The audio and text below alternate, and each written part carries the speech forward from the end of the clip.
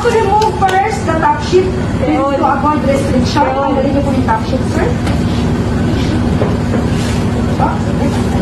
So, para kung hindi sa gabal. Tanggalin mo lahat po.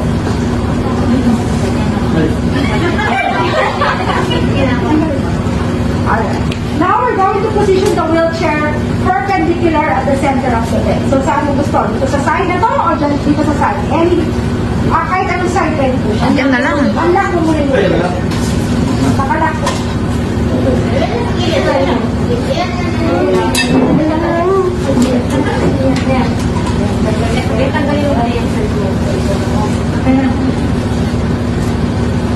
O, yun po na. Okay, so perpendicular at the center of the bed. Okay, then, pasok niyo lahat. Okay, so lock the wheelchair.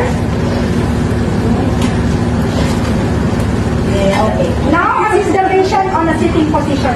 Assist the patient on a sitting. Dalawang kamay mo gumagalaw mga except for the legs. Okay, assist. Sitting position muna. Sige.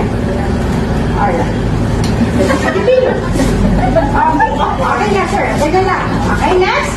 You're going to ask the patient to put leg one at a time at the opposite side of the wheelchair. So you're going to lift your leg up ito muna. Away. Now, opposite side of the wheelchair. One leg, then the other leg. Then scoot. Scoot, ma'am. Lift mo yung body na. Napunta sa wheelchair. Yan. And then, ma'am, sige, pakiayos mo na. Yung leg mo ba?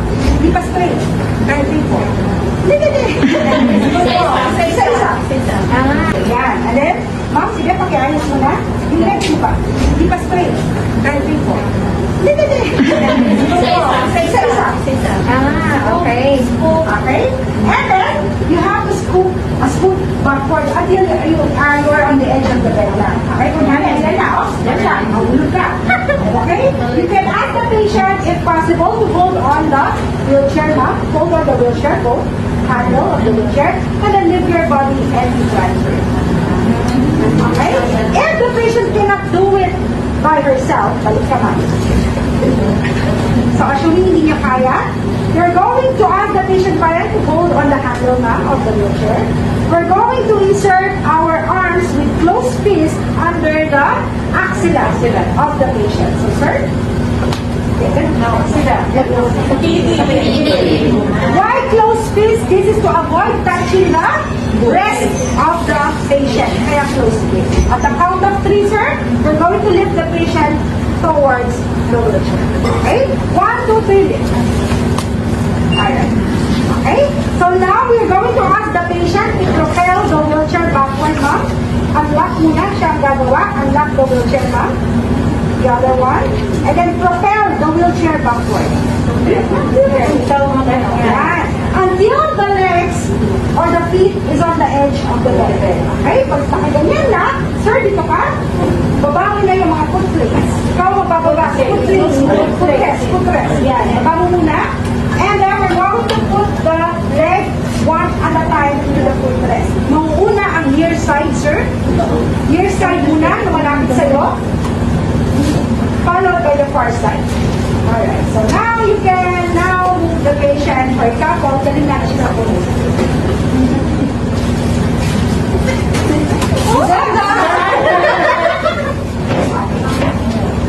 Alright, okay na? Okay na? Next. So, nakahalap sa kabuto. That. Okay? Lock the wheelchair. Siya. Okay. So, sir, ikaw, tanggalin mo yung mga footplates. Ikaw ang gagawa niya kasi hindi niya kaya. Tanggalin mo yung kanya. Alright. We're going to put the patient on the commode. So, kapag po yung dalawang legs niya hindi nakakatayo, wala kang choice. I-lift mo siya, ikot, lagay sa commode. Okay? So, lagyan muna natin ng lift down. Sa kapila tayo. Ano, sa kapalitan, sir. Yan.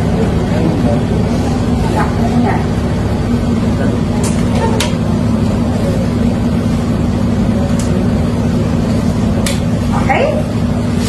Alright. So, sir, i-lift natin siya. Sir, dito ka sa labis natin. Lagyan mo siya dito. So, sir, hawakan mo yung mga dito. Hawakan mo, okay? Ililift mo siya, sir, talaga. Bubuhatin mo, then ikot ka na papunta 1, 2, 3, go. Mali. Hindi siya nakakalakad, tandaan mo, sir.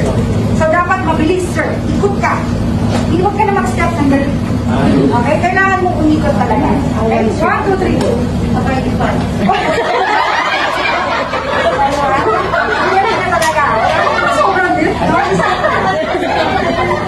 So, ganun po. Kailangan talaga mag-turn lang. Naglalakad ng gano'n. Okay, turn lang. Okay? Kayo, sir, sige, balik po siya. Okay, 1, 2, 3, go. Okay, sige. Next. Double turn ba? Sir, two plates. Balik natin siya sa bed. So, balik mo siya kahit sa side. Pwede. Kung paano mo siya kinuha. Pwede. Nakalaw pa. Tanggal na. Nasira mo na siya.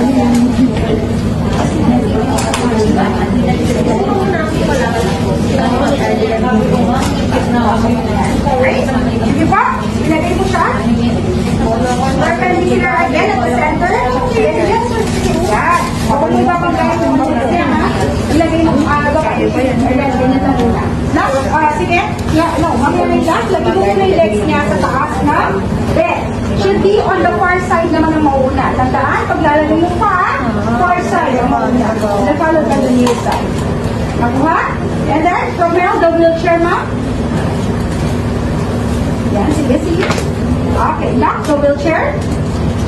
If the patient can do it by herself, and now to lift your body going to the bed. Try now.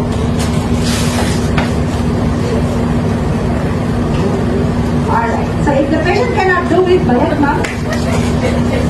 So, pwede ka po dito sa side na, sir. Close fist ulit. Insert under the axilla. And then, lift mo siya papunta sa bed. 1, 2, 3.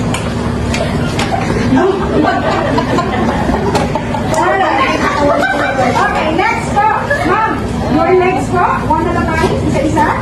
One leg, the other leg, and then you have to lift your body at the center. Okay. Then, arrange your legs again. Okay.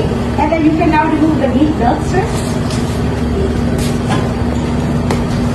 Alright. And then ask the patient to lay down. Assist the patient. Higa na siya. Put on the top sheet again. Okay, and then get the vital signs again of the patient, and then do the hand washing. Remove your gloves. Remove your gloves with the hand washing record and report. So that's it po on how to classify. Di ba? Okay ka na.